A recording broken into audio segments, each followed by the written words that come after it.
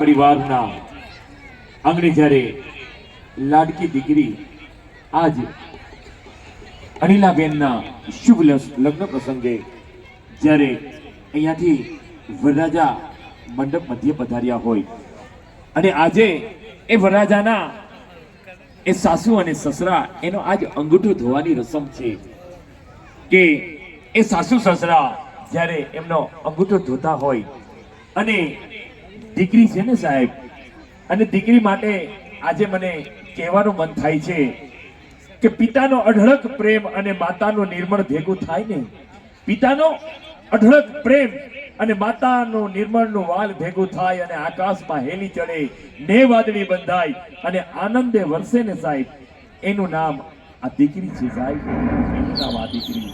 કારણ કે મારી દીકરી મોટી થઈ ગઈ, જન્મી હતી જ્યારે તે મારા ઘરમાં મારી એક મોટી ઈચ્છા આજ પૂરી થઈ ગઈ. ઈચ્છાઓ તો ઘણી બાકી હતી પણ તેના માટે પણ જોત જોતામાં એ મોટી થઈ ગઈ.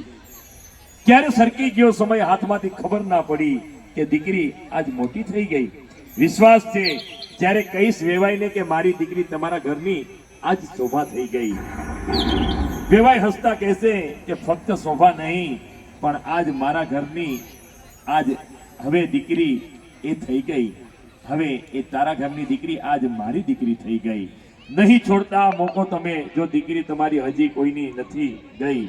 કારણ કે વિતાવજો સમય સાથે, नहींतर खबर नहीं पड़े कि क्यारे दीकरी मोटी થઈ ગઈ.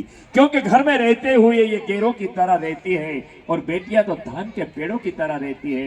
एक रोज बहुत दूर उड़कर चली जाती है और घर की शाखों में वो चिड़ियों की तरह रहती है. आज એમ કહેવાય કે ભલે તારે ઘેર બાગ બગીચા ને પૈસા ભરેલું ગાડું હોય પણ સાહેબ અમારે આંગણે તો રમતી દીકરીઓ ને બાપ એ જ અમારું રજવાડું. અમારે આંગણે તો રમતી દીકરીઓ એ જ અમારું રજવાડું. અને સાહેબ આજ